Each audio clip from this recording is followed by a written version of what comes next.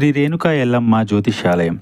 వ్యాపారం, చదువు, ఉద్యోగం, పిల్లలలో జ్ఞాపకశక్తి, రాజకీయం, ప్రేమ, పెళ్లి, సంతానం, భార్యాభర్తల మధ్య కలహాలు, కుటుంబ సమస్యలు, ఆరోగ్య సమస్యలు, ప్రమోషన్, విదేశీ ప్రయాణము, లక్ష్మీ శాంతి, మనశ్శాంతి, భూ వివాదాలు, కోర్టు సమస్యలు, ఆర్థిక ఇబ్బందులు, కళ్యాణ దోషం, భయం, చేతబడి నివారణ, నరదిష్టి, నాగదోషం, చెడు దోషాలకు యంత్రములు ఇవ్వబడును. మరియు ఏ ఇతర సమస్యలకైనా పరిష్కారం చెప్పబడును. స్త్రీ పురుష వశీకరణ చేయబడును. ముఖము చూసి, చెయ్యి చూసి ఏ సమస్యకైనా ఫోన్ ద్వారా జ్యోతిష్యం చెప్పబడును.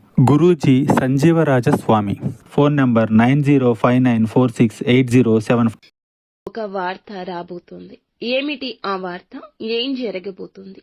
కుంభరాశి జాతకుల జీవితంలో ఈ రోజున గోచార రీత్యా ఎలా ఉండబోతుందో ఒక్కొక్కటిగా సవివరంగా వీడియోలో తెలుసుకుందాము. వీడియో నచ్చితే తప్పకుండా ఒక చిన్న లైక్ అయితే చేసి మమ్మల్ని సపోర్ట్ చేయండి. ఇక ఆలస్యం లేకుండా వీడియోలోకి వచ్చేద్దాము. ఈ రోజున ఈ రాశి జాతకుల గోచారం గురించి మనం చెప్పుకోవాలి. పదే పదే చెప్పిన ఇదే వాస్తవం అంటున్నారు జ్యోతిష్య పండితులు. ఎంతో నమ్మిన ఒక వ్యక్తి నుంచి విశ్వాస భంగం లేదా ఒక మాట తూలనాడడం ఇలా జరిగే అవకాశం ఉంది.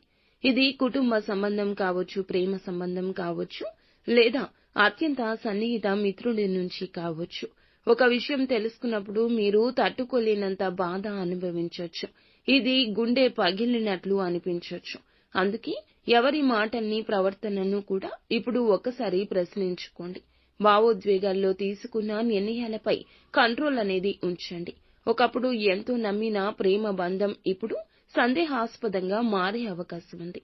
ప్రేమికులు ఇది గమనించండి. వారు దూరంగా మారుతున్నారేమో గమనించండి. ఒక పాత రిలేషన్షిప్ మళ్లీ గుర్తుకొచ్చి మీ ప్రస్తుత జీవితం తలకిందులయ్యే ఛాన్స్ ఉంది. ఇక ఇంట్లో ఒక పెద్దవారి ఆరోగ్య పరిస్థితి అనుకోకుండా చాలా వరకు తీవ్రంగా మారొచ్చు. మీపై ఎవరైనా తప్పు నింద వేసే అవకాశం ఉంటుంది. దానివల్ల కుటుంబ సభ్యుల మధ్య అన్య అభిప్రాయాలు కూడా ఏర్పడొచ్చు. ఈ రోజున మీరు ఖచ్చితంగా ఏమిటంటే గనక మీ మాటల విషయంలో, చేతల విషయంలో జాగ్రత్త. ఒక గొప్ప ఆఫర్ ఈ రోజున అందినట్టే అంది చేజారిపోయే అవకాశం చివరికి కూడా కనిపిస్తుంది.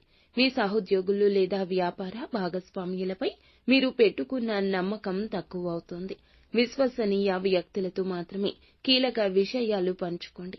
నిత్యం శివునికి పూజ చేసుకోవడం, వీలైతే రుద్రాభిషేకం చేయించడం మంచిది.